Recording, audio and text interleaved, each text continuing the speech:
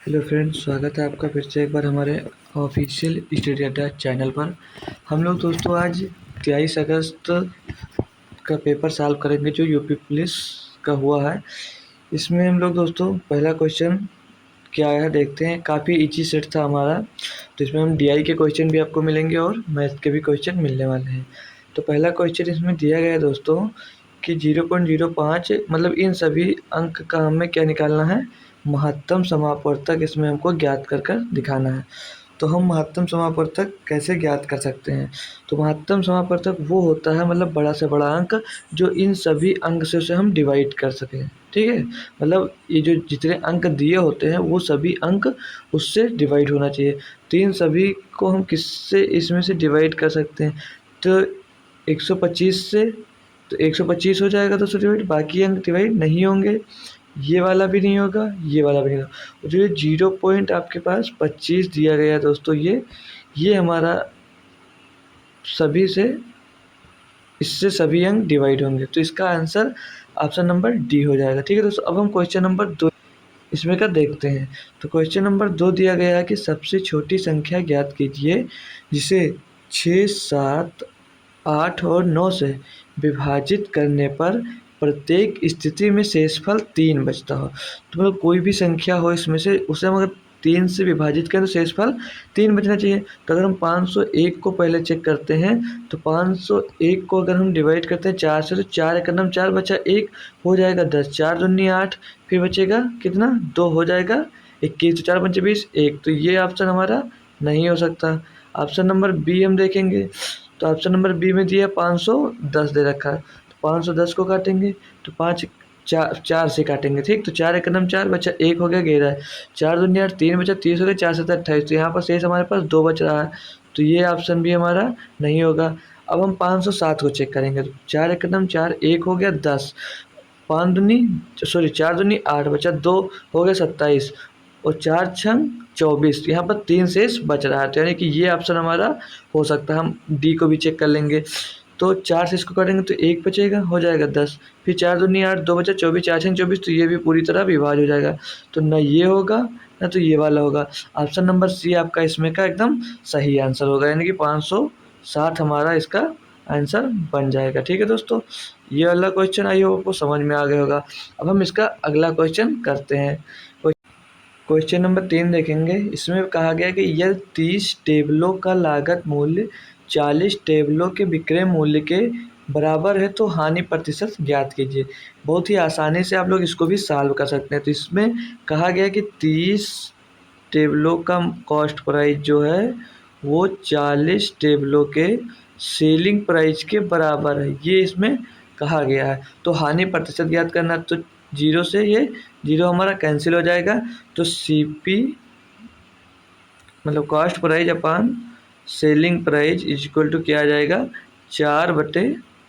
ठीक, तो इसकी कॉस्ट प्राइस क्या है 4 और सेलिंग प्राइस देखिए 3, यानी कि 1 का नुकसान हो रहा है। तो 1 का नुकसान किस में हो रहा है, 1 का नुकसान हो रहा है 4 में। तो 1/4 गुणे में 100, तो 4 एक नम 4, 4 से 100 को काटोगे तो आ जाएगा 25, यानी कि 25% की इसको हानि हो रही है, जो कि ऑप्शन नंबर आपका सी दोस्तों दिया गया है। तो आई होप ये भी अच्छे से आपको समझ में आ गया होगा। अब हम इसका नेक्स्ट क्वेश्चन देखते हैं, जो क्वेश्चन नंबर 4 दिया। काफ़ी अच्छा क्वेश्चन है ये, इसको भी हम बहुत ही आसानी से सॉल्व करने वाले हैं। ठीक है, तो इसमें आप लोग ध्यान दीजिए क्या कहा है कि एक फल विक्रेता कुछ संतरों, यहाँ पे संतों नहीं संतरों होगा, संतरों को 10 रुपये में 4 की दर से और उतने ही अधिक संतरे 4 मतलब 10 रुपये में 5 संतरे की दर से खरीदता है। अब वह पूरे लाड को मतलब जितना खरीदा पूरे को 20 रुपये में 9 की दर से बेचता है, तो उसकी हानि या लाभ प्रतिशत क्या है? क्या है, संतरे 10 रुपये में 5 की दर से खरीदता है। ठीक है, ये इसमें नहीं है क्वेश्चन, इतना इतना नहीं है। ठीक है, तो सिर्फ उतना ही है क्वेश्चन की क्या है दर। तो अब हमें याद करना है, जिसे कैसे सॉल्व करेंगे आइए देखते हैं। तो पहले क्या कर रहा है, मतलब 10 रुपये में 4 संतरे खरीद रहा है, तो एक संतरे का सेलिंग प्राइस क्या हो जाएगा, मतलब एक ऑरेंज लिख लीजिए, एक ऑरेंज का सेलिंग प्राइस क्या होगा, मतलब सॉरी खरीदने का, तो 4 से 10 को भाग देंगे तो कितना आएगा, 2 रुपये 50 पैसे। ठीक, मतलब 2.5 रुपये का।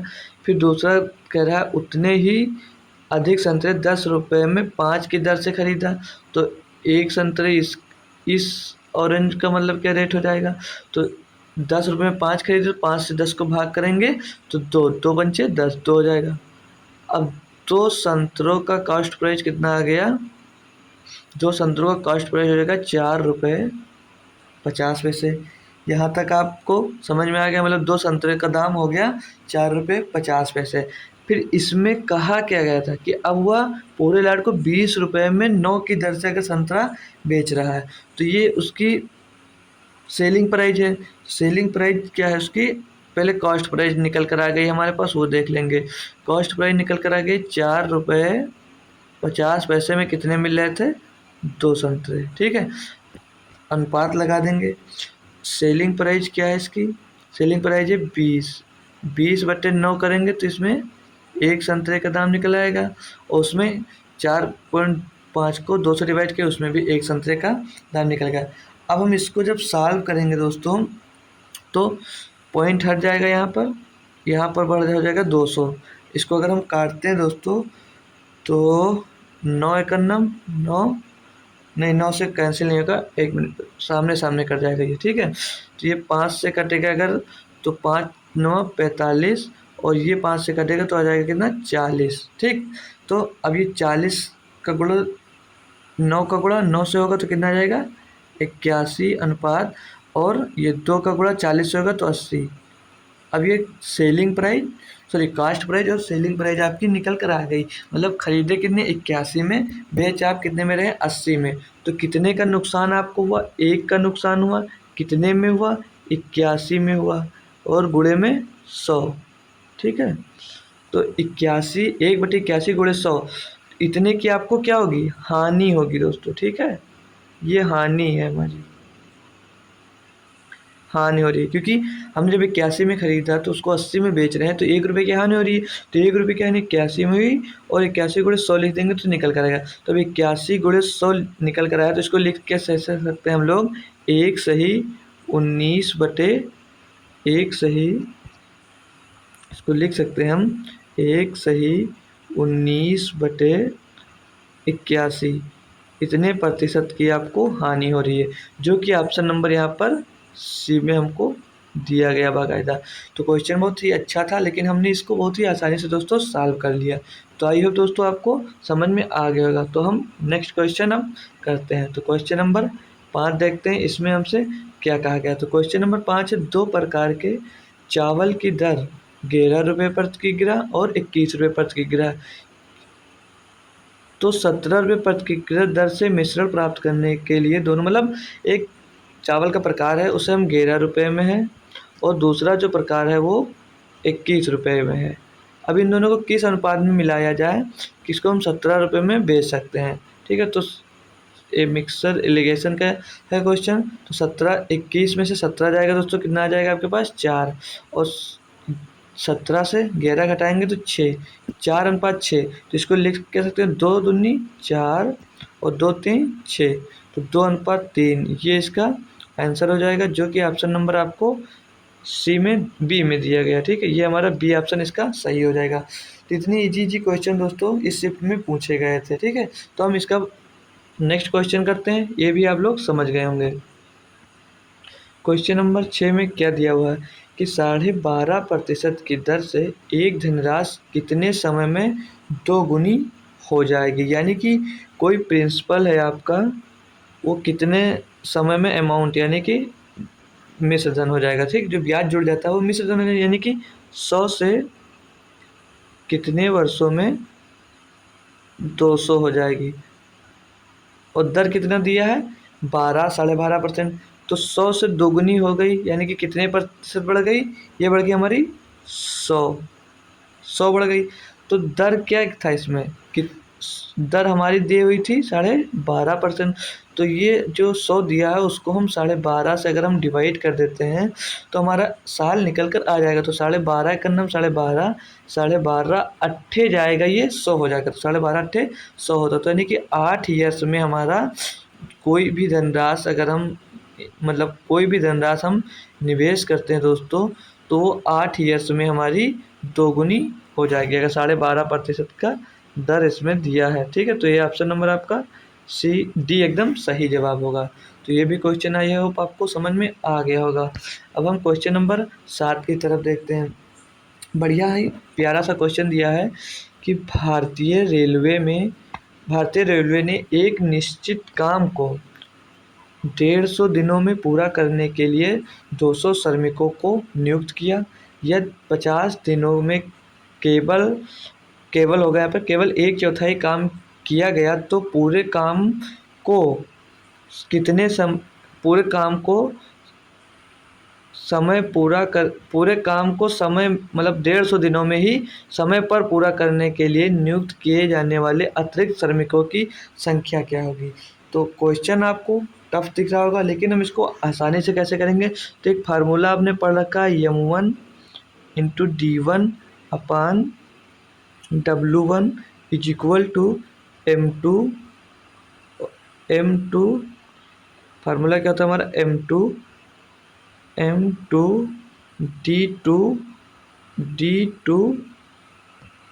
D2 लिखेंगे यहाँ पर, D2 अपान W2। ये फार्मूला आप लोग याद कर लें। ठीक है, ये फार्मूला इसमें हमारा लगने वाला है। ठीक है, ये फार्मूला होता है। अब इसे हम इसमें यूज कैसे करेंगे, तो उसमें पहले जो कहा है वो हम याद कर लेंगे। तो कितने हैं, काम कितना है हमारा, 200 श्रमिक हैं। ठीक है, अब 50 दिनों में तो गुणे में 50 दिन, छोटा छोटा लिखेंगे ताकि पूरा इसी में आ जाए। ठीक है, यहाँ पे 200 मल्टीप्लाई में 50 दिन में कितना काम पूरा हुआ। तो काम कितना था, काम हमारा था 150 दिनों में से 200 श्रमिक थे, तो इसका एक चौथाई काम पूरा कर लिया। ठीक, तो कोई भी काम, जैसे यहाँ पर देख लीजिए, इसे ये फार्मूला हमारा, कोई भी काम 4 है, 4 काम मान लीजिए, तो उसका एक चौथाई काम अगर पूरा हो गया है तो एक चौथाई काम कितना होगा, 4 से 4 कट जाएगा तो 1 होगा। तो ठीक, यहाँ पर कितना वर्क हुआ, मतलब हमारा वर्क जो हुआ है वो सिर्फ एक वर्क हुआ है। ठीक है, यहाँ पे W वर्क हमारा एक हुआ है। ठीक, बराबर। अब क्या करना है, अब यहाँ पर 200 गुणे 50/1 ये हो गया M1 D1 और W1 का मान। अब W2 में कितने मैन और लाने हैं, तो यहाँ पर M की वैल्यू हमें ज्ञात करनी है। तो M मल्टीप्लाइड बाई D2 क्या है, दिनों की संख्या। अब जैसे इसमें 150 दिनों में से 50 दिन ये लोग काम कर चुके हैं, तो कितने दिन बचे, 100 दिन। तो यहाँ पर 100 दिन में पूरा करना है। ठीक, और W2 कितना होगा, W2 जैसे हमारा 4 कार था तो एक चौथाई काम होगा, तो बचा कितना, 3/4। तो यहाँ पर हम 3 लिख देंगे। अब इसको हम सॉल्व करेंगे, तो 100 से 1 0 1 0 ये कट गया, तो 1 0 ये 0 कट गया। ठीक, तो 2 का गुणा 50 में होगा तो हो जाएगा 100, और 100 का गुणा होगा यहाँ पर 300 में, तो M इज इक्वल टू कितना आ जाएगा, 300। तो 300 मजदूरों की आवश्यकता होगी, कितना, पूरा काम करने के लिए। ये निकल कर आए, आप लोग ऑप्शन ए नहीं लगा देना, नहीं तो क्वेश्चन गलत हो गया होगा। जो लोग ऑप्शन ए आंसर देकर आए होंगे, इसमें दिया है नियुक्त किए जाने वाले अतिरिक्त श्रमिकों की संख्या। तो नियुक्त किए गए थे 200, ठीक, पहले से, और अब कितना निकल कर आएगा, 100 और ऐड करेंगे तभी हमारा इसमें पूरा काम होगा। तो इसमें से हम लोग 200 घटा देंगे दोस्तों। ठीक है, जब 200 हम घटाएंगे यहाँ पर तो कितना बच जाएगा, 100, यानी कि अतिरिक्त 100 मजदूरों की आवश्यकता है काम को 150 दिनों में पूरा करने के लिए। तो मेथड आपको कोई फॉलो नहीं करना है, यहाँ पर सिर्फ ऐसे करो एग्जाम में कि कितनी जल्दी आपसे क्वेश्चन हो रहा वो आपको ध्यान देना। ठीक है, तो हमारा 7 क्वेश्चन हम लोग कंप्लीट कर चुके हैं। अब हम क्वेश्चन नंबर 8 देखेंगे, ये भी टाइम एंड डिस्टेंस वाला ही है। ठीक, इसमें क्या दिया है कि 12 पुरुष और 18 महिलाएं एक काम को 10 दिनों में कर सकते हैं। ये भी क्वेश्चन आप लोग सोच नहीं सकते, उससे कम लाइनों में इसको कर कर आपको दिखाएंगे। ठीक, पूरा पहले पढ़ लेते हैं। ठीक, 12 पुरुष और 18 महिलाएं एक काम को 10 दिनों में कर सकते हैं। 9 पुरुष और 18 महिलाएं उसी काम को 12 दिनों में कर सकते हैं। या 2 पुरुष और 3 महिलाएं एक साथ उसी काम को करते हैं तो वे कितने दिनों में कर सकते हैं। मेथड फॉलो करेंगे तो होगा, लेकिन उसमें कैलकुलेशन होगी और काफ़ी लंबा होगा। तो हम आपको आज एक आसान ट्रिक इसके लिए हम बताते हैं। तो जो 12 मैन है, 12 मैन मतलब 12 पुरुष और 18 महिलाएं हैं। हाँ, 18 ओमेन, 12 पुरुष और 18 ओमेन पूरा काम कितने दिनों में कर देती हैं? 10 दिनों में। मतलब 10 दिनों में सब मिलकर काम को करते हैं। ठीक है, 10 डेज में काम पूरा करते हैं। तो अब हम ये पूरी कहानी ये पढ़ने की आपको ज़रूरत नहीं है। ठीक है, उस पर मत ध्यान दो। यहाँ पर देखिए सीधे क्या निकालना, 2 पुरुष और 3 महिलाएं। तो 2 पुरुष और 3 महिलाएं उसी काम को कितने दिनों में कर देगी, ये हमें यहाँ पर ज्ञात करना है। तो कर सकते हैं कैसे? अब यहाँ पर देख रहे होंगे, यहाँ पर जो ये 12M और 18 ओमेन दिए हैं, इनको हम यहाँ पर देख रहे हैं 6 से ये डिवाइड हो रहा है। इसमें 6 का भाग दिया है। ठीक, दे रहा है ना। अगर ऐसे मिल रहा है तो आप इसे आसानी से सॉल्व कर सकते हैं। 6 से भाग दे रहा है तो 6 दूनी 12, 6 त्रिक 18। तो ध्यान दीजिए, यहाँ पर आपको जो दिन निकालना होगा, या इधर भाग हो रहा है तो आपको इधर मल्टीप्लाई कर देना है। तो इसमें आपको 6 का जब मल्टीप्लाई कर देंगे तो 10 छक्के 60। ठीक है, 10 छक्का कितना हो जाएगा? 10 गुणे 60, 10 गुणे 6 बराबर 60। तो 2 पुरुष और 3 महिलाएं इस काम को 60 डेज में कर सकती हैं।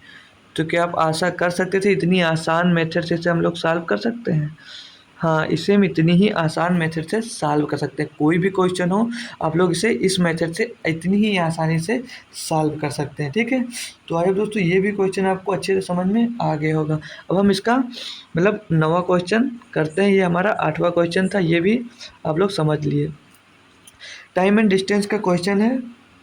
क्वेश्चन देखने में तो इसका कठिन होता है, लेकिन इसको भी हम 1 से 2 लाइन में ही करने वाले हैं अभी। ठीक है, तो देखिए क्या कहा है कि 2 रेलगाड़ियां क्रमशः 59 किलोमीटर और 32 किलोमीटर की चाल से समान दिशाओं में चलती हैं, और तेज़ी से चलने वाली रेलगाड़ी धीमी गति से चलने वाली रेलगाड़ी में बैठे एक व्यक्ति को 16 सेकंड में पार करती हैं। तेज गति से चलने वाली रेलगाड़ी की लंबाई ज्ञात कीजिए। तो क्या ये क्वेश्चन आपको कठिन लग रहा है? नो, कुछ भी कठिन नहीं है। हमें रेलगाड़ी की लंबाई ज्ञात करना है। ठीक है, तेज रेलगाड़ी की मतलब फास्ट रेलगाड़ी की हमें फास्ट ट्रेन की चाल ज्ञात करना। तो ध्यान देंगे, जब समान दिशा में 2 रेलगाड़ियां चलती हैं, मतलब समान दिशा में रेलगाड़ी चल रही है 59 किलोमीटर और 32 किलोमीटर, तो समान में घट जाता है क्या? 59 माइनस 32। ठीक, ये घट जाएगा। बटे में क्या कितनी देर में पार करता है ये दोस्तों? 16 सेकेंड में पार करता है। ठीक, तो गुणे में 16। अब ये हमको दिया किस में है? हमको दिया है किलोमीटर प्रति घंटा में। तो इसे हम मीटर में बनाने के लिए इसमें 5 बटे, इधर आ नहीं रहा तो इसे थोड़ा पहले इतना सॉल्व कर लेते हैं। ठीक, इतना हम इसे सॉल्व कर लेंगे। तो 29 से 32 जब हम घटाएंगे दोस्तों तो बचेगा 7 और 2 27, गुणे में 16 दिया हुआ है, और इसको मीटर में बनाने के लिए 5/18 से इसमें हम लोग गुणा कर देते हैं। ठीक, तो 9 दूनी 18 और 9 त्रिक 27, 2 अट्ठे 16। ठीक, तो तीनों अट्ठे 24, 24 पंचे 120। तो 120 मीटर हमारा इसका आंसर होगा। तेज गति से जो ट्रेन चल रही है उसकी लंबाई कितनी निकल कर आ गई दोस्तों? 120 मीटर। तो आई होप दोस्तों ये भी क्वेश्चन आपको समझ में आया होगा और अच्छे से आप लोग इसे कर पाए होंगे। ठीक है, अब क्वेश्चन नंबर हमारा 10 है। ये भी टाइम एंड डिस्टेंस का क्वेश्चन है। तो इसको भी सेम टाइप जैसे अभी आसानी से हम सॉल्व किए हैं, इसको भी आसानी से ही सॉल्व कर देंगे। इसमें दिया है 67 मीटर लंबी ट्रेन 10 सेकंड में 33 मीटर लंबी सुरंग को पार करती है। ट्रेन द्वारा 65 मीटर लंबे प्लेटफार्म पर खड़े एक व्यक्ति को पार करने में लगने वाला समय ज्ञात कीजिए। तो क्वेश्चन तो बहुत ही अच्छा सा है, तो हम इसे सॉल्व कैसे करेंगे। तो जो ट्रेन की लंबाई है और सुरंग की लंबाई है, इसको आपस में हम लोग जोड़ लेंगे। तो 67 प्लस 33 बराबर कितना होगा दोस्तों, 100 मीटर आ जाएगा। और इसको कितने देर में पार करती है, 10 सेकंड में पार कर देती है। ठीक है, इसको 10 सेकंड में पार कर देती है। तो आगे कहा कि ट्रेन द्वारा 65 मीटर लंबे प्लेटफार्म पर खड़े एक व्यक्ति को पार करने में लगने वाला समय ज्ञात कीजिए। तो हमें प्लेटफार्म की लंबाई से दोस्तों कोई मतलब नहीं है। ठीक है, प्लेटफार्म की लंबाई से हमको कोई मतलब नहीं रखो, सिर्फ ध्यान दीजिए ट्रेन की लंबाई ही तो व्यक्ति को पार करेगी। तो हमारी ट्रेन की लंबाई यहाँ पर दी है 67 मीटर। तो 100 मीटर को कितनी देर में पार किया, 10 सेकंड में, यानी कि यहाँ पर डिवाइडेड में 10 हुआ। तो यहाँ पे जब 67 में भी आप लोग डिवाइड में 10 करेंगे तो कितना आ जाएगा, यहाँ पर 6.7 सेकंड हमारा आंसर आ जाएगा। इतनी आसानी से इसको हम लोग कर सकते थे। ठीक है दोस्तों, तो हमारा 6.7 इसका आंसर हो गया, जो कि ऑप्शन नंबर आपको सी में अच्छे से दिख रहा होगा। आई होप आपने यही ऑप्शन पेपर में टिक किया होगा। ठीक है, अब हम क्वेश्चन नंबर 11 की ओर पढ़ते हैं। क्वेश्चन नंबर 11 में हमें क्या दिया गया है कि निखिल और रितु की आय 2:1 के अनुपात में है। वे 5:3 के अनुपात में खर्च करते हैं और 4:1 के अनुपात में बचत करते हैं। यदि निखिल और रितु दोनों की कुल मिलाकर मासिक बचत 10,000 है तो प्रत्येक की मासिक आय ज्ञात कीजिए। हम कोई फार्मूला यूज तो करेंगे नहीं इसमें, और इसको भी आसानी से कैसे निकालने वाले हैं। तो बचत 4:1 के अनुपात में, यानी कि 4:1 कितना दिया है, 10,000। तो 4×1 5, तो 5 बराबर कितना दिया है दोस्तों, 10,000। 5 बराबर इसमें 10 दिया है। और यहाँ पे किसकी बात कर रहा है, निखिल और रितु की। ठीक, निखिल और रितु की। तो इनकी आय का अनुपात क्या है, इनकी आय का अनुपात क्या है, इनकी आय का अनुपात दे रखा है हमको यहाँ पर 2:1। ये निखिल और रितु की आय की अनुपात हो गई। ठीक, आगे उसमें दिया है 5:3 का अनुपात में खर्च। इनका खर्च कितना दिया है, खर्च दिया 5:3। ये उनकी आय हो गई और ये इनकी खर्च हो गई। अब हम क्या करेंगे, देख तो अब हम यहाँ से इनकी आय जो बचत थी उससे तो हम निकाल सकते हैं, क्योंकि पहले से इसमें निकाल दिया। 4:1 के अनुपात में है, 4:1 के अनुपात में, तो यानी कि निखिल की जो बचत होगी वो होगी 8,000 और जो रितु की बचत होगी वो होगी 2,000 रुपये। इतना तो आप लोग समझ रहे होंगे। अब जिसको क्रॉस मेथड पता है वो आसानी से इसे निकाल लेगा, और जिसको नहीं पता तो वो एक्स मान कर निकालेगा। तो 3 दूनी 6 और 5 एकम 5 माइनस 5 बराबर क्या आ गया, 1। और 1 बराबर कितना दे रखा है, ठीक है, 1 बराबर जो हमें वैल्यू दी हुई है इसमें 1 आ गई।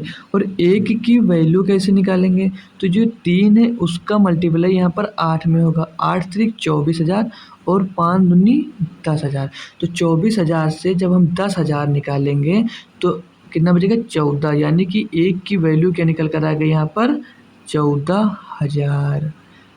अब हम क्वेश्चन पे चले जाते हैं। क्वेश्चन में कहा क्या गया था कि निखिल और रितु की आय का अनुपात, आय 2:1 के अनुपात में। निकालना क्या है, तो प्रत्येक की मासिक आय ज्ञात करना। तो अब मासिक आय ज्ञात करनी है, किसकी वैल्यू हमें ज्ञात करनी है, 2:1 की।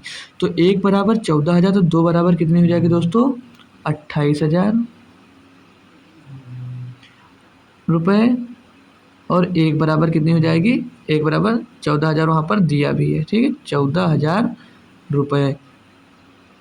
तो निखिल की आय होगी वो 28,000 रुपये होगी, और जो रितु की आय होगी वो होगी 14,000 रुपये, जो कि ऑप्शन नंबर बी में हमको दिया हुआ है। तो बी ऑप्शन जिसने भी सही किया उसका 2 नंबर पक्के हो गए, ठीक है। अब हम क्वेश्चन नंबर 12 देखेंगे।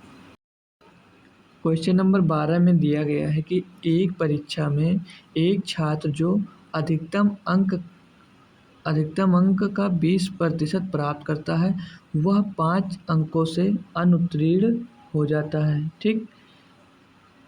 एक अन्य छात्र जो अधिकतम अंकों का 30% स्कोर करता है वह उत्तीर्ण अंकों से 20 अंक अधिक प्राप्त करता है। उत्तीर्ण होने के लिए आवश्यक प्रतिशत ज्ञात कीजिए। तो इसे भी हम एक ही लाइन में करने वाले हैं। 20% प्राप्त करता है और 5 अंकों से फेल हो जाता है। तो 20% प्राप्त करता है और 5 अंकों से फेल हो जाता है, तो 5 ऐड कर देंगे बराबर कितना, 30%, मतलब 30% ज़्यादा पाता है, सॉरी 30% पाता है और उससे 20 अंक अधिक मिलते हैं, तो 20 इसमें से हम घटा देंगे। अब इसे सॉल्व करेंगे तो 20% से ये घटेगा 30%, ठीक। 20%, 30% से 20% घटेगा तो ये आ जाएगा 10%। 10% बराबर, ये 20 इधर माइनस का है, इस साइड में आएगा तो प्लस का 20 हो जाएगा, तो हो जाएगा 10% बराबर 25। अब हम इसमें कहीं पर भी वैल्यू रखकर उसे हम निकाल सकते हैं आसानी से। तो 10% पर 25 दिया गया है, ठीक। तो यानी कि 20% पर 20 की वैल्यू निकाल लीजिए, या यहाँ पर आप लोग 1% का निकाल लीजिए। तो हम अगर इसमें 2% का निकाल लें तो इसमें रख लेंगे, ठीक। तो यहाँ पे जो 10 दिया है इससे 10 का जब 2% निकालेंगे तो 25/10 गुणे 2 हो जाएगा। 25/10 गुणे 2, तो 25 दूना 50 और 50/10, तो यानी कि 2% की वैल्यू क्या आ गई यहाँ पर आपको 5 मिल गई, ठीक है। लिख लेंगे हम आसानी से इसको, कोई दिक्कत नहीं है।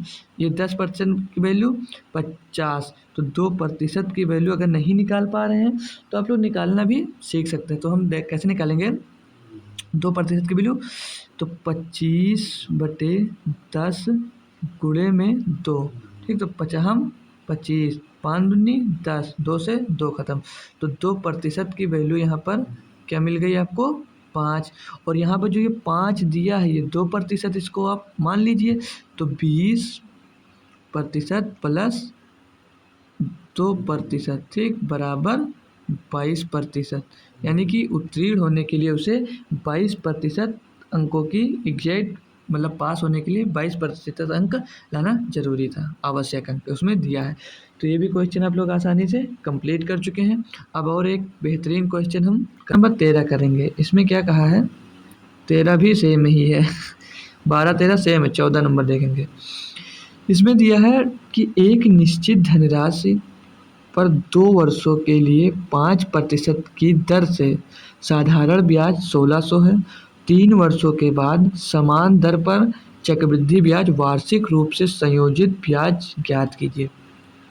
कई मेथड होते हैं, आप लोग कई तरह से सॉल्व कर सकते हैं, लेकिन हम आपको एक न्यू मेथड बताते हैं जो बहुत ही आसानी से सॉल्व कर सकते हैं। तो 5% साधारण ब्याज की दर से 2 वर्ष में कितना हो जाएगा 10%। 10% की वैल्यू दिया है यहाँ पर 1600, तो 100% की वैल्यू क्या होगी, 100% की वैल्यू हो जाएगी 16,000। अब क्या है 3 वर्ष के बाद, जब 3 वर्ष आपसे बोल दे तो आपको सिर्फ एक चीज़ एक अपने मन में याद रखना है कि 3:1, ये चीज़ आपको याद रखना है जब भी कंपाउंड इंटरेस्ट हो 3 वर्ष की बात कर रहा हो, ठीक। तो जब हमारे पास अमाउंट 16,000 रुपये है, ठीक, प्रिंसिपल है 16,000, तो 5% की दर से पहले वर्ष में कितनी ब्याज मिलेगी, तो 16×5 = 80, यानी कि 800 रुपये आपको पहले वर्ष में ब्याज मिलेगी। तो 3 वर्ष में 800 रुपये मिल जाएगी, ठीक। अगले ब्याज पर ब्याज लगती है ना, तो 80 का भी 5% कितना होगा 80 होगा, जो 80 का 5% कितना होता है 40, और 40 का 5% कितना होता है 40 का 5% होता है 2। इतना समझ में आया। अब इसके आगे आपको क्या करना है, इसका इसमें मल्टीप्लाई कर देना है, इसका इसमें मल्टीप्लाई कर देना और इसका इसमें मल्टीप्लाई कर देना है। अब 800 का 300 में गुणा होगा तो 8 3 कितना होगा 2400 और प्लस मतलब गुणा कर कर तीनों को आपस में जोड़ लेना है, ठीक। 8 3 2400 और 40 दिया 120 प्लस 1 दूनी 2, ये 2, तो 2400 में 120 जुड़ेगा 2520 और 2520 में 2 जुड़ेगा तो 2522। ये आंसर इसका हो जाएगा दोस्तों। हाँ, आप लोग कई सारे मेथड आप लोगों को पता होगा। आप रेशियो से भी कर सकते हैं। यहाँ पर M plus N plus M N अपन 100 वाला फार्मूला यूज करके कर सकते हैं आप। और 5% की दर से इसको बहुत सारे स्टूडेंट को याद होता है। 5% की दर से जो कम CI होता है हमारा वो निकल कर आता है 15.7625% इतना। तो 16,000 का इतना अगर हम कैलकुलेट करेंगे एग्ज़ाम में तो हमें बहुत समय लग जाएगा। तो वहाँ के लिए आपको ये मेथड बहुत ही आपके लिए लाभदायक है दोस्तों। तो एग्ज़ाम में कभी भी दें तो ये मेथड यूज करें, ठीक है। तो आइए दोस्तों, ये क्वेश्चन भी आपको अच्छे से समझ में आ गया होगा। अब हम क्वेश्चन नंबर 15 देखेंगे। तो ये भी परसेंटेज का ही क्वेश्चन है लेकिन अच्छा सा है कि 12/2/2022 से 11/2/2023 तक 15% प्रतिवर्ष दर से 73,000 पर साधारण ब्याज। तो क्या इससे भी इजी क्वेश्चन को हो सकता है? अरे 12/2/22 से 11/2/23 तक कितने 1 वर्ष होगा और प्रिंसिपल इसमें दिया है कितना 73,000 रुपये। 73,000 का 15% निकालना है और कुछ नहीं करना है। इतना आसान सा क्वेश्चन दिया था। फ्री के 2 नंबर, 2 जीरो से 2 जीरो कैंसिल, 15 से गुणा करेंगे 15 शून्यम शून्य आ जाएगा, बचेगा आपके पास हासिल कुछ नहीं ऐसे बचेगा, ठीक है। 15 ત્યાં 45, 45 का 5 हासिल आपके पास आ गया कितना 4, 15 सत्ते 105 और 4 109, तो 950 रुपये मिलेगा 15% की दर से। इतना आसान क्वेश्चन था जो आपको एग्ज़ाम में आपके पूछा गया था दोस्तों। तो इससे भी आसान क्वेश्चन और शायद नहीं आया होगा कोई, बिल्कुल इजी क्वेश्चन था ये, ठीक। तो ये भी हो गया हमारा क्वेश्चन नंबर 15 भी कंप्लीट हो गया। क्वेश्चन नंबर हम 16 देखेंगे। इसमें दिया है 475 रुपये अंकित है और 15% छूट पर जूते की एक जोड़ी पर कितनी छूट है।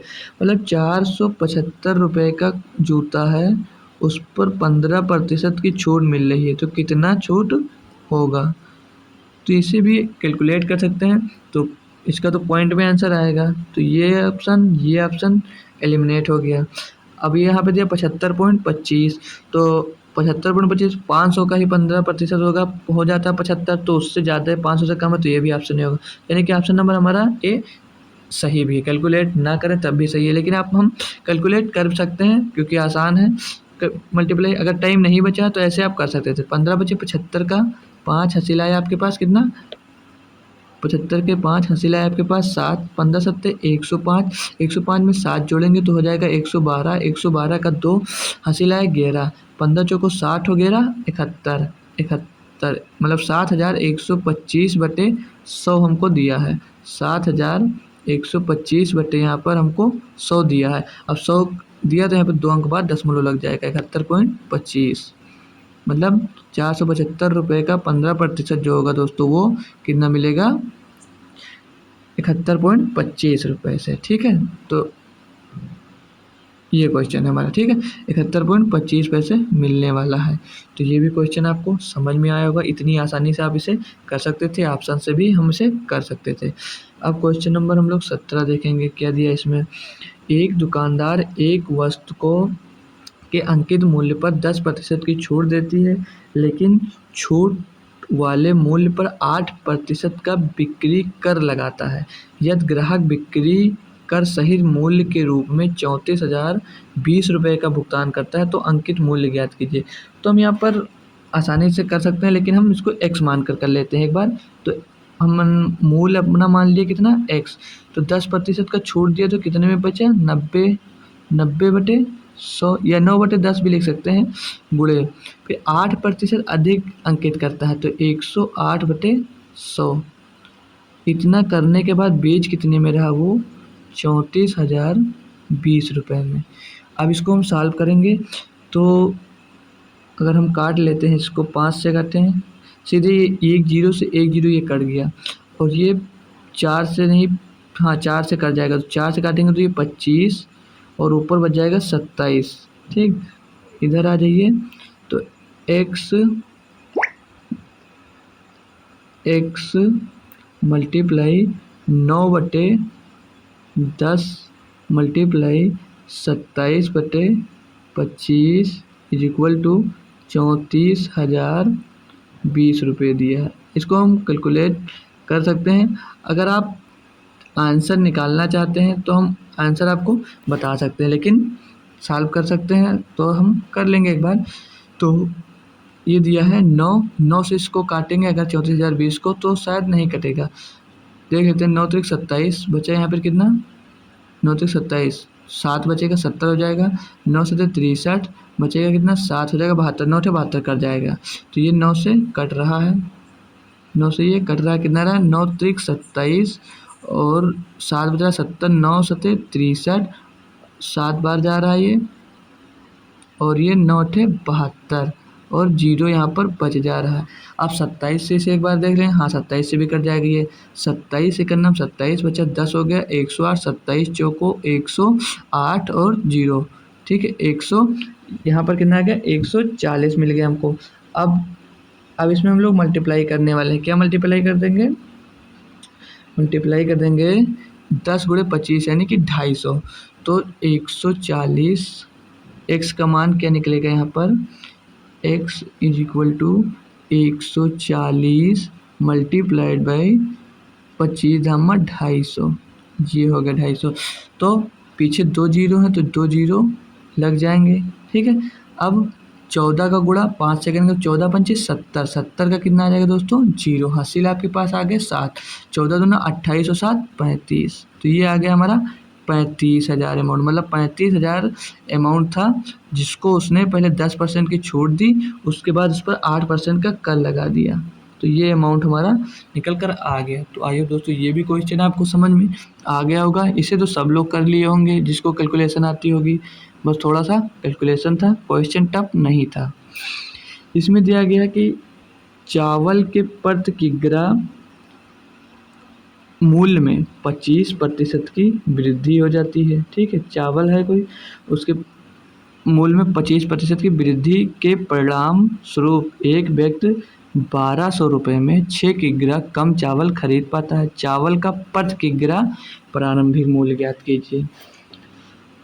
तो पहले अगर हम इसका प्रिंसिपल निकालें तो पहले अगर 100 था तो 125% बढ़ा तो कितना हो गया 125, तो इसको हम 4:5 में लिख सकते हैं इतना, तो आप लोग पता होगा ये 100 ये 125, ठीक, इसे इतने में लिख सकते हैं। तो खपत क्या होगी, अब खपत चेंज हो जाएगी भाई, जब वो उतना कम पा रहा है तो खपत चेंज हो जाएगी, तो खपत कितनी हो जाएगी 5:4 के अनुपात में खपत हो जाएगी उसकी, ठीक, इतना पता है। अब खपत कितने कम हुई, 5 5:4 खपत हो जाएगी, इनके बीच का डिफरेंस कितना है 1, और 1 बराबर क्वेश्चन में दिया कितना है आपको 6 kg, इतने की खपत कम हो जाती है, ठीक, 1 बराबर 6 kg। तो यहाँ पर जो ये 5 है ये खपत है, तो 5 छक्का 30 kg, ये आ गया कितना, मतलब मूल्य बढ़ने के बाद का है। तो अगर हम लोग 1200 रुपये ये प्रति केजी है, 30 रुपये पर 30 रुपये केजी प्रति केजी के हिसाब से आ गया, ठीक है। सॉरी, अभी एक 30 रुपये जो आया है ये 30 केजी खपत आया है मूल्य बढ़ने के बाद, ठीक है। तो हम इसका मूल्य निकालना है, तो यहाँ पर दिया है कितना 1200 को आप 30 से डिवाइड करेंगे, 30 से 0 कट गया और 3 चौक 12 यानी कि 40 रुपये, तो 40 रुपये इसका मूल्य होगा जब चावल का प्रति किलो मतलब जो मूल्य है चावल वो 40 रुपये प्रति किलोग्राम है। 30 किलो खपत के बाद कितना यहाँ पे मिला, खपत के मतलब मूल्य बढ़ने के बाद हम 30 किलो का खर्चा कर रहे हैं, तो 1200 रुपये में 30 किलो खरीदे थे, तो 30 से इसको डिवाइड कर देंगे तो हमारा 40 रुपये प्रति किलो मूल्य निकल कर आ जाएगा दोस्तों। तो यहाँ पर भी क्वेश्चन अच्छे से सॉल्व हो गया और आपको समझ में भी आ गया। अब क्वेश्चन नंबर 19 हम करेंगे। कहा है कि यदि 3 क्रमागत संख्याओं का योगफल 78 है तो दूसरी सबसे बड़ी संख्या ज्ञात कीजिए। बड़ी व सबसे बड़ी संख्या ज्ञात कीजिए, ये व नहीं है, यहाँ पर बड़ी संख्या ज्ञात करना है। ठीक है, तो इतना आसान क्वेश्चन दे देगा एग्जाम में, सोचा नहीं था। 3 क्रमागत संख्याओं का योगफल 78 है, तो इसको आप लोग 3 से डिवाइड कर देंगे तो आ जाएगा कितना, 26। क्रमागत संख्याओं का औसत दिया होता तो ये दिया होता, यहाँ पर पहले से हमें संख्या का योगफल दिया है तो हम उसको डिवाइड कर कर बीच की संख्या एवरेज निकालना होता था। तो यहाँ पर दूसरी 3 ही संख्या हैं, इसे कोई भी संख्या, इसे हटा दीजिए पहले, कोई भी संख्या है अगर लगातार 10 संख्याओं का औसत पूछ लेता है तो हम क्या करते हैं, उसके बीच की जो संख्या आती है वो एवरेज होती है। तो यहाँ पे 3 क्रमागत संख्याएं दी हुई हैं तो 78 है, अब 78 को 3 क्रमागत है, इसका एवरेज निकालेंगे तो बीच की संख्या आ जाएगी। ठीक है, तो 26 से जब 78 को 3 से भाग करेंगे तो 26, यानी कि वो संख्या हमारी 26 हो जाएगी। और क्रमागत संख्या लिखेंगे तो एक हो जाएगी हमारी संख्या 24, दूसरी हो जाएगी 26 और तीसरी संख्या हो जाएगी 28। यहाँ पर हमसे ये दूसरी वाली संख्या ये हमसे पूछी गई थी। अब इसको जोड़ लेंगे तो हमारा 78 ही आएगा। 26 और 24, 50 और 50 और 28, 78। तो यहाँ से आप लोग इसे ऐसे कर सकते हैं, तो ज़्यादा दिक्कत नहीं होनी चाहिए ऐसे क्वेश्चन में। ये शिफ्ट इजी था क्वेश्चन, बट अगर नहीं कर पाया तो अच्छी, कर लिए हो तो अच्छी बात है। अब हम DI के क्वेश्चन आए हैं, इसको भी सॉल्व करेंगे बहुत ही आसानी से। यहाँ पर DI है, क्वेश्चन आगे आपको मिलेगा कि दिया गया पाई चार्ट वित्त पोषण के विभिन्न स्रोतों करोड़ों में है ये को दर्शाता है, जो लोक निर्माण विभाग PWD अपनी दूसरे चरण के परियोजनाओं के लिए एकत्र करने की योजना बना रहा है। ठीक है, तो इसमें दिया है विदेशी सहायता 11,486, विदेशी सहायता दी गई है 11,486 और बाजार ऋण कितना मिला है 29,952 और SPVS कोई है वो 5252 दिया, टोल कितना है 4910 और वार्षिकी कितना है 6,000। तो इसको हम आगे देखते हैं क्वेश्चन में क्या पूछा गया है। क्वेश्चन में हमसे पूछा गया है कि एक आउटसोर्स एजेंसी द्वारा टोल संग्रह के माध्यम से 4910 करोड़ के साथ परियोजना का समर्थन करने के लिए अधिकतम 20% कमीशन का प्रावधान करते हुए आउटसोर्स एजेंसी को कुल कितनी राशि एकत्र करने की अनुमति दी जाई है। तो मतलब यहाँ पे टोल दिया है, ये जो टोल दिया है ये 4910 करोड़ रुपए दे रहा है, इस पर वो 20% कमीशन का प्रावधान रख रहा है। तो मतलब 20% प्रावधान रखा, तो हम जब वापस करेंगे अमाउंट तो इसको अमाउंट प्लस 20% की दर से करेंगे, तो 120% इसका हमको निकालना है इसमें। ठीक, तो ये 10 इससे 10 से ये 10। अब इसे सॉल्व करेंगे तो 12 का नंबर 12, 12 कर 2 यूनिट डिजिट देखते हैं तो 2 ऑप्शन नंबर सिर्फ बी में हमको दिख रहा है, तो हमारा ऑप्शन नंबर बी सही होगा। फिर भी सॉल्व कर ले रहे हैं तो 12 नवैया 108 और एक हासिल दिया 109 हो जाएगा, और 12 चौको 48, 48 और 10 58, तो 5892 रुपये मतलब एकत्र करने की हमें ज़रूरत है। ठीक है, तो ये ऑप्शन नंबर सी होगा। एक परसेंटेज से क्वेश्चन था, DI कोई बहुत कठिन नहीं थी भी देखा जाए तो। ठीक है, अब हम क्वेश्चन नंबर अगला देखेंगे, वहाँ पर भी एक DI है बहुत ही बेहतरीन से, इसको पहले हम ध्यान से पढ़ लेंगे। दिया है निम्नलिखित पाई चार्ट एक परीक्षा के लिए नामांकित अभ्यर्थियों और विभिन्न संस्थानों में परीक्षा उत्तीर्ण करने वाले अभ्यर्थियों मतलब नामांकित अभ्यर्थियों में से का विवरण दर्शाते हैं।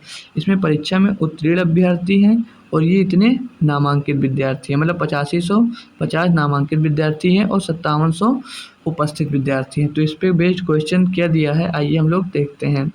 DI हम पीछे से हमें करना होगा। दिया संस्थान S और P में उत्तीर्ण हुए कुल अभ्यर्थियों की संख्या तथा संस्थान टी और एस में टी और आर से नामांकित अभ्यर्थियों को कुल संख्या के बीच का अंतर। तो देखते हैं, सॉल्व करते हैं, कोई टफ क्वेश्चन नहीं है, कर सकते हैं। पहले में एस पी देखना है संस्थान में जो उत्तीर्ण हुए हैं, और टी आर उसमें देखना है नामांकित विद्यार्थियों में। तो आइए हम क्वेश्चन पहले अपना एक बार देख लेते हैं। तो ये उत्तीर्ण है, उत्तीर्ण वाले में क्या दिया है, यस और पी दिया है। उत्तीर्ण में हमें एस और पी दिया है। तो 18 और 16 कितना हो जाएगा, 34%। ठीक, ये हो जाएगा हमारा इसमें से 34%। कितने का, 5700 का 34%। और उसमें दिया था टी और आर, तो टी और आर कितना है, 10। तो ये हो गया 18%। 18% किसका हो गया, 8550 का। इन दोनों को निकाल कर आप लोग माइनस कर देंगे, हमारा आंसर आ जाएगा। तो यहाँ पर 5700 का कितना निकल कर आया, 34% माइनस 8500। 50 स्टूडेंट हैं जो नामांकित हैं, उनका 18% निकाल कर इनका डिफरेंस पूछ रहा था। इसमें भी कुछ टफ नहीं है दोस्तों, इसे कर सकते हैं। 2 जीरो से 2 जीरो कैंसिल हो गया। अब इसको हम गुणा कैसे करें, तो इजी बनाने के लिए इसे हम 17 गुणे 2 में लिख सकते हैं, 17 गुणे 2 लिख सकते हैं इसको। ये एग्ज़ाम के लिए हम बता रहे हैं सिर्फ, वैसे बाकी आप लोग घर पे कैसे भी इसे गुणा कर सकते हैं। तो 17 गुणे 2 लिखेंगे पहले। ठीक, अब 17 से इसको भाग गुणा करेंगे 57 को, तो 17 सत्ते 119, 119 का 9 हासिल आया 11, 17 पची 85, 85 और 11 96 गुणे में 2। और इसे जब हम सॉल्व करते हैं तो 9 दूनी 18 का 8 हासिल आया आपके पास 1, 2 छंग 12 और 1 13, 2 9 18 और 1 19। ये आ गया हमारा 1938। अब इसको सॉल्व करेंगे तो 1 जीरो से 1 जीरो कैंसिल, 5 से काटेंगे तो 5 एक नम 5, 3 हो गया 35, 5 से 35, फिर 5 एक नम 5, 171 और 5 दूनी 10, और 2 से इसको काटेंगे 2 9 18। अब 9 का गुणा 171 में कर इसे हम घटा देंगे, तो 9 एक नम 9, 9 सत्ते 63, 63 का 3 आ गया। हासिल कितना है आपके पास, 6, 9 एक नम 9 6 15।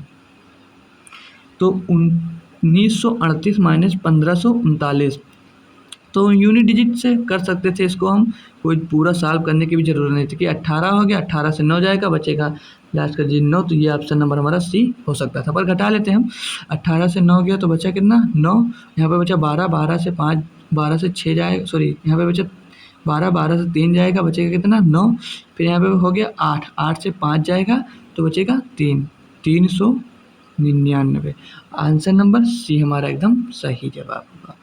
तो ये भी DI टफ नहीं थी, बस DI आई थी, कैलकुलेटिव DI थी हम कह सकते हैं। ठीक है, कुछ क्वेश्चन और हैं इसमें से, ये वाला जैसे क्वेश्चन दिया हुआ है, तो ये भी कोई टफ क्वेश्चन नहीं दोस्तों, बहुत ही आसानी से सॉल्व कर सकते हैं। जिसको इसकी ट्रिक पता रही होगी वो तुरंत कर दिया होगा, बहुत लोग तो डर के मारे से छोड़ आए होंगे। तो दिया क्या है इसमें कि x प्लस 1/x का औसत m है। ठीक, तो औसत निकालना है तो इसको हम 2 से डिवाइड भी तो करते हैं। ठीक, इसका औसत हम जब निकालेंगे तो उसे 2 से डिवाइड करेंगे, तो इसकी जो वैल्यू होगी क्या बन जाएगी, x plus 1/x is equal to 2m। क्या हो जाएगी, 2m। तो ये इसकी क्या निकल कर आएगी, ये इसका औसत हमें यहाँ से मिल गया। अब इसके आगे क्या करेंगे, पूछा गया कि x square plus x square और 1/x स्क्वायर का एवरेज क्या होगा, तो x square plus 1/x square का औसत क्या होगा।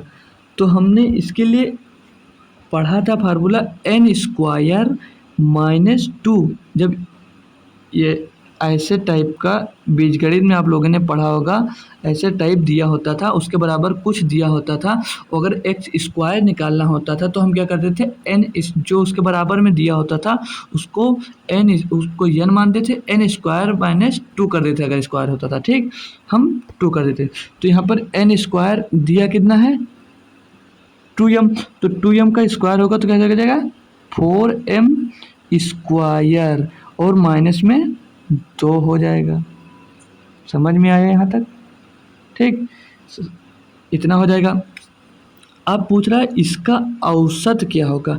यहाँ पर औसत दिया था तो 2m था, ठीक औसत। अब हम इसका औसत निकालना है, ठीक। तो यहाँ पर बट्टे में इधर 2 हो जाएगा, बट्टे में इधर 2 और बट्टे में यहाँ पर 2 लिखा हुआ दोस्तों, एक बार फिर से लिख देते हैं, बट्टे में 2 और इधर भी बट्टे में हमारा 2 हो जाएगा। अब इसे सॉल्व करेंगे, 2 से 2 कटेगा तो 2m स्क्वायर बचेगा और यहाँ पर माइनस का 1 बन जाएगा। तो 2m स्क्वायर माइनस का 1, ऑप्शन नंबर कौन सा है हमारा? डी। ऑप्शन नंबर डी हमारा एकदम सही जवाब होगा। क्वेश्चन ये भी इजी था, बस थोड़ा कॉन्सेप्ट लगाना था, ठीक है। पढ़े होंगे आप लोग तो कर कर आए होंगे। आई होप ऑप्शन आपका सही होगा। ये क्वेश्चन था कुछ न्यू टाइप का, लगभग सब स्टूडेंट इसे नहीं करते हैं, तो इसको हम बहुत ही आसानी से भी सीख सकते हैं। तो इसमें पहले आप लोग ध्यान दीजिए, जो ब्रैकेट में दिया होता है आप लोग पहले उसको हल किया करिए, ठीक है, ताकि जल्दी आप लोग सॉल्व कर सकते हैं। तो दिया है 1 लेस देन 2, तो ये पहले इस पे रखेंगे। यहाँ पर दिया p लेस देन q, ठीक। तो क्या हो गया, p स्क्वायर, 1 का स्क्वायर 1 होगा, प्लस 2 का क्यूब कितना होगा 8, तो ये क्या आ जाएगा यहाँ पर p लेस देन q, जो निकल कर आएगा वो निकल कर आएगा हमारे यहाँ पर 9। फिर आगे दिया है यहाँ पर, अब ये इतना हो गया, उसके बाद में ये पूरा 9 मान लीजिए। अब क्या मान लीजिए, इसको 9 मान लेंगे और 9 लेस देन 3 लिखा हुआ है, ठीक। 9 लेस देन 3 लिखा है, मतलब 9 से 3 बड़ा। अब ये वाली वैल्यू यहाँ पर रखेंगे, ठीक है। तो पहले पीछे से अगर कोई सॉल्व करता है इसको 3 से तो काफ़ी टाइम लग जाएगा करने में, ऐसे आप लोग आसानी से कर सकते हैं। तब p क्यूब क्या निकलेगा यहाँ पर देख लेंगे। तो 9, p का मान क्या है 9, 9 का क्यूब क्या होता है दोस्तों 729 माइनस 3 का स्क्वायर तो 9, 729 से अगर हम 9 घटा देंगे तो बचेगा कितना 720। क्या आप लोग ये से सॉल्व करना जानते थे? आप एग्ज़ाम में कौन सा आंसर सही कर आए इसे कमेंट में हमें ज़रूर बताइएगा, और क्वेश्चन ये सॉल्व किए या नहीं किए ये भी हमको ज़रूर बताइए आप लोग। अब हमारा क्वेश्चन दोस्तों समाप्त हुआ। ये हमारा आज का कौन सा शिफ्ट का था आंसर, ये हमारे जो हमारा शिफ्ट था दोस्तों, 1 मिनट, हमारा थैंक यू का कहाँ गया, लोगो गायब हो गया, ये थैंक यू का लोगो आ गया, ठीक है। तो आज हम लोगों ने 23 अगस्त 2024 का फर्स्ट शिफ्ट दोस्तों सॉल्व किया मैथ का। किसका? मैथ का, ठीक है। मैथ का हमने आंसर सीखा। शायद ही किसी चैनल पे आपको इतना अच्छा सॉल्यूशन मिला होगा, ठीक है। तो अब हम इसके अगले लेक्चर में 23 अगस्त का ही सेकेंड शिफ्ट हम लोग सॉल्व करेंगे। जैसे इसमें किया दोस्तों सेम वैसे शार्ट मेथड से आपको हम सारे क्वेश्चन के आंसर की देंगे, ठीक है। तो ये आज हमारी 23 अगस्त का कंप्लीट हुआ। तो थैंक यू दोस्तों आप लोगों को हमारी क्लास देखने के लिए। आप लोग ऐसे ही बढ़िया बढ़िया पेपर के सॉल्यूशन पाने के लिए आप हमारा चैनल ऑफिशियल स्टडी अड्डा सब्सक्राइब कर सकते हैं। तो अगर पहले से हैं तो बहुत ही अच्छी बात है। तो अब हम चलते हैं, अगली शिफ्ट आपको दूसरे लेक्चर में मिल जाएगी। तब तक के लिए थैंक यू सो मच।